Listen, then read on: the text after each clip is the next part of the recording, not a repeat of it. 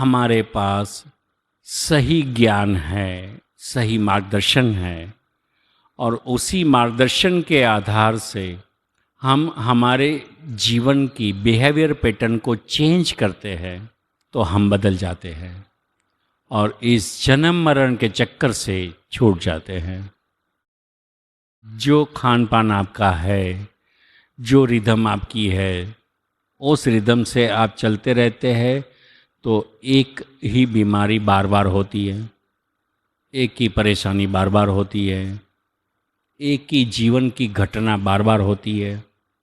हम जिस ढंग से रहते हैं उस ढंग से पड़ोसी से झगड़ा होता रहता है हमारा, तो बार बार रहता है झगड़ा। हम ढंग नहीं बदलते तब तक झगड़ा चालू रहेगा। 2 4 6 महीने तक चले, फिर झगड़ेंगे, है ना, ये चालू रहेगा। तो हमारी बिहेवियर पैटर्न जो है, उस पैटर्न को हमें निरीक्षण करना चाहिए, बदलना है, हमें जीवन को बदलना है।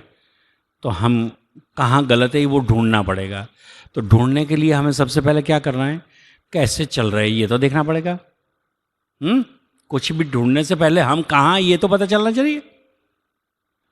हम कहीं भटक गए तो भी क्या बात है, वो ये बड़ी बात नहीं है। भटकते हैं इसका मतलब है कि हम कहीं रास्ते पे चले तो सही, जहाँ मोड़ना था वहाँ नहीं मोड़े, जहाँ रुकना था वहाँ नहीं रुके, हम आगे निकल गए, भटक गए। हो सकता है ये भटकना अच्छी बात है, लेकिन कहाँ भटके ये तो समझना जरूरी है। जहाँ जाना था इससे कितने दूर है ये तो समझ लेना पड़ेगा ना। जहाँ पहुँचना था उससे हम कितने, या तो वो जहाँ पहुँचना था वो छूट गया, हम इससे भी आगे चल गए। भटकना मतलब भटकना है। तो ये स्थिति आपकी है। आप हर रोज भटकते हैं और देखते ही नहीं कि कहाँ भटके। इसलिए आपके विचार, आपके आलस जो है वो आपके विचार के आधार से आती है। अपाइज कैसे हम बनते हैं, बोले ठीक है बाकी सब सम्मान करते हैं, मैं तो बड़ा हो गया, भीतर में अहंकार का जन्म हो गया, बस फिर आप सब मांगते रहेंगे, ये दो वो दो। जो ऑर्डर करते हैं या तो ऑर्डर करवाना सिखाते हैं, समझ लो उसका पतन कहीं ना कहीं तय हो चुका है। नहीं तो वो ऑर्डर पे नहीं चलते, या तो ऑर्डर सिखाते नहीं, है ना। अब यहाँ मुझे देखते होंगे कुछ छोटी चीज़ होगी तो भी बैठे हुए किसी को कभी नहीं कहता मैं, है ना। जैसे पंखा करना है, हवा करनी है, तो मैं खुद खड़ा होके स्विच चालू कर देता हूँ पंखे की। देखा होगा आप लोगों ने कभी, किसी को नहीं बताता, ताकि पतन की ज़रूरत नहीं है, मुझे उन्नत होना है ना। तो जो ऑर्डर करना सीख लेता है या तो ऑर्डर करना सिखाता है, दोनों स्थिति में उसका पतन शुरू हो जाता है। मैं जब छोटा था कुछ मुश्किलों में जी रहा था, बीच में कुछ दौर ऐसा भी रहा कि मैं सर्वाइवल के लिए भी मुश्किलियाँ थी। तो उन दिनों में मुझे मेरे एक मित्र ने बताया था, वो ज़्यादा तो उन दिनों में इतने विषय में हम डूबे हुए नहीं थे, लेकिन एक मित्र ने बताया था कि जब ग्रह काम नहीं कर रहे, जब सितारे हमारे फेवर में नहीं होते, तब हाथ पग काम पे लगा दो। क्या सिखाया था, जब सितारे फेवर में नहीं होते तो हाथ पग काम पे लगा दो, बस। तब से मैं कभी किसी को नहीं कहता कि ये कर दे, ताकि उसने अपाइज होने से बचाया था। मित्र था, बचाना ही था उसे, तो उसने मुझे बचा लिया, अपाइज होने से बचा लिया। अपाइज का मतलब है डिपेंडेंट बनना। उस दिन वही मित्र, मुझे कुछ ज़रूरत थी तो वो कुछ 2 5 10 हज़ार का सपोर्ट कर देता तो भी काम खत्म होने का था। लेकिन मैं चलने फिरने के लिए तैयार नहीं होता ना, आज जैसे भागा दौड़ी कर रहा हूँ वो नहीं होता मैं, तो मैं अपाइज हो चुका होता, उसने नहीं होने दिया, समझे। तो जब हम ऑर्डर पे चले जाते हैं तो अपना पतन निश्चित सुनिश्चित कर लेते हैं, तभी ऑर्डर करते हैं हम। और हमारे भीतर कहीं ना कहीं बड़ेपन का नशा छा जाता है। हम बड़े हैं ये नशा, दूसरों से बड़े हैं ये नशा जब छा जाता है तब मुश्किलें शुरू होती है। क्यों? ताकि प्रगाढ़ अहंकार का जन्म होता है। अब हम बातें करते हैं, ध्यान में बैठा है तो भी अहंकार को छोड़ना पड़ता है, जब भी जाके आप निर्विचार होते हैं। अहंकार के आपको त्याग करना है, इसके सामने आप अहंकार को पुष्ट करके प्रगाढ़ बना देते हो। तो जिसका भी अहंकार है, जितने भी ऐतिहासिक पात्र हो गए जो अहंकार आधारित थे, उन सारों का पतन हो गया। तो इस अहंकार का भी पतन होगा। पात्रों का पतन नहीं हुआ, अहंकार का पतन हुआ है हर जगह, है ना। हिरण्यकश्यप, अहंकार का पतन हुआ, पात्र का पतन नहीं हुआ ना। जब तक अहंकार था तब तक सारा कुछ उसने खेल खेल लिया।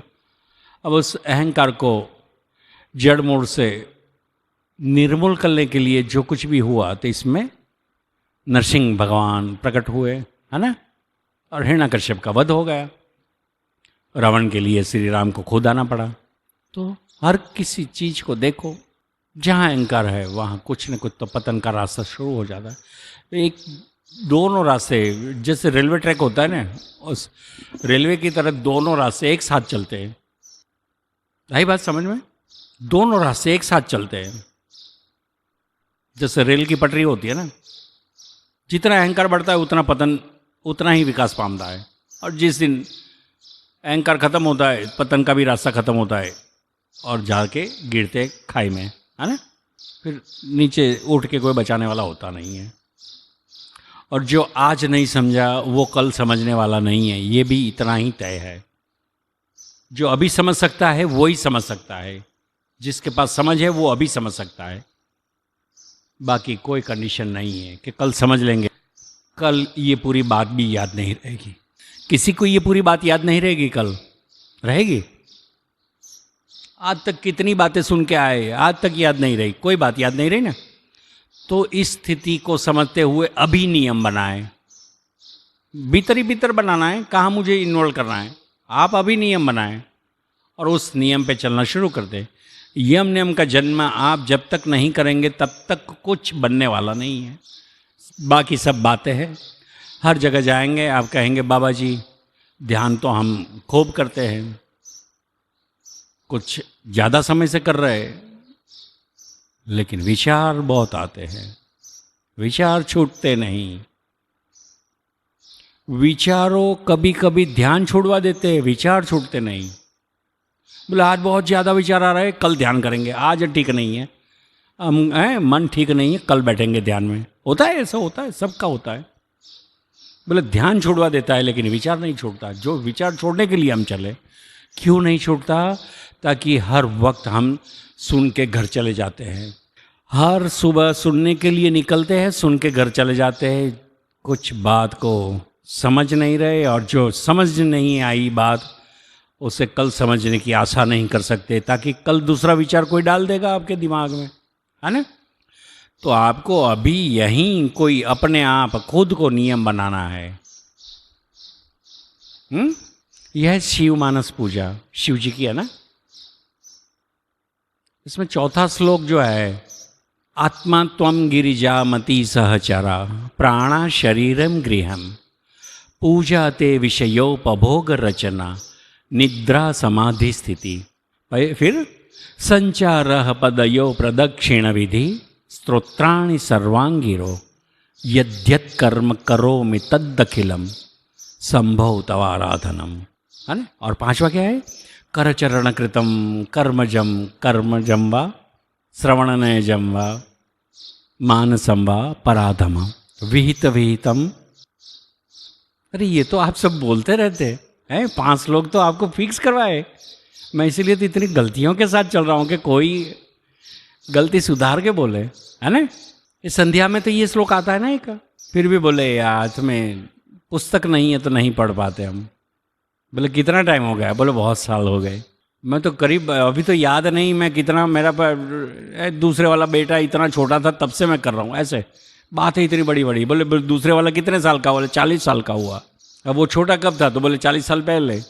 तब से मैं पुस्तक में देख के कर रहा हूँ, कर रही हूँ, फिर भी आज भी, है ना। तो ये क्या हुआ? एक्टिविटी, हाँ क्या हुआ? ये केवल प्रवृत्ति हुई ना। तो किसी प्रवृत्ति का फल नहीं मिलता, मिलता है कर्म का फल मिलता है ना। फल किसका मिलता है? कर्मों का मिलता है ना। प्रवृत्ति का फल नहीं मिलता। और आप बोले मैं इतने साल से पाठ कर रहा हूँ या तो कर रही हूँ, भगवान को कुछ तो समझना चाहिए। अब आप पाठ कर रहे थे, एक्टिविटी कर रहे थे, बोले करना पड़ेगा यार, नहीं तो भगवान डांटेंगे। आपके भीतर जिस दिन भाव जन्म जाएगा उस दिन काम होगा। तो ये एक्टिविटी अच्छी बात है, शुरुआत अच्छी है कि हम कर रहे हैं, लेकिन अब ये 20 साल 25 साल से कर रहे हैं, ये बहुत गलत है। ताकि अब अपाइज हो गए, हम आदत से लग गए।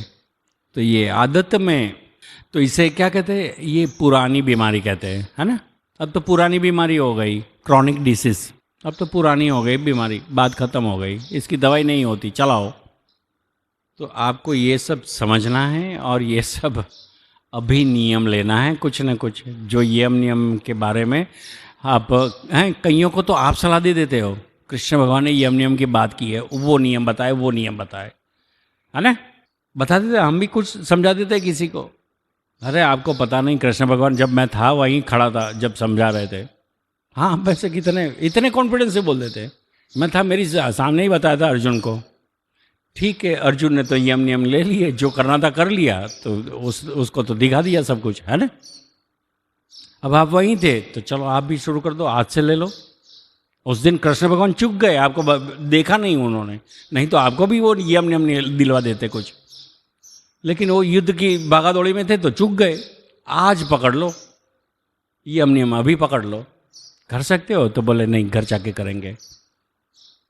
जो इस क्षण नहीं हुआ वो अगले क्षण नहीं होना है। ध्यान का सबसे पहला सूत्र क्या है? जो अभी होगा वही होगा। ध्यान का पहला सूत्र क्या है? जो अभी होगा वही होगा। तो अभी हम आलस में बैठे तो आलस ही रहेगी, जो अभी होगा वही होगा। समझ में आई बात? ध्यान का पहला सूत्र अभी होगा वही होगा। इसका एक और संदर्भ समझ ले। बोले द्विधा है, मन में दुविधा है, मन इस तरफ भी जाता है इस तरफ भी जाता है। जो अभी है वही होगा, है ना। अभी बदल सकते हो तो बदल जाएंगे, कल को तो मन बहुत कुशल है, आपको बदल देगा, बदल नहीं पाओगे, है ना। मन की कुशलता को आप नाप नहीं सकते, और आप मन से काम करवाना चाहते हो, कहाँ करेगा वो? बिना ठूस खाए तो मन कहाँ काम करेगा, है ना। कुछ न कुछ तो देना पड़ेगा उसे। हर चीज़ का एक व्यवहार होता है ना। आप कहीं जाते हो ठेले वाले के पास, तो कुछ 5-10 रुपये का सामान लेते हो, 5-10 रुपये दे देते हो। व्यवहार होता है हर जगह, है ना। और एक व्यवहार अलग से होता है, ये सारा सामान आपने रास्ते में से इकट्ठा किया, फिर वो सब चीज़ों के छिलके आपके पास थैली भर के बन गए। होता है ना, ऐसा गाड़ी में होता है, सब छिलके विलके। तो कहीं आप डाल नहीं सकते तो परिस्थिति क्या होती है? तो बोले किसी को दे देते हैं, भाई ये छिलके उसमें डाल देने, ले 10 रुपये। पैसे भी देते, छिलके भी देते। एक व्यवहार उल्टा है, जहाँ पैसे भी देने पड़ते हैं और छिलके भी देने पड़ते हैं, कूड़ा भी देना पड़ता है। कूड़ा नहीं, छिलके नहीं, कूड़ा ही कहते हैं हम, है ना। आपके लिए तो कूड़ा ही था, तो कूड़ा भी देते हैं और पैसे भी देते हैं। ऐसी जगह है एक।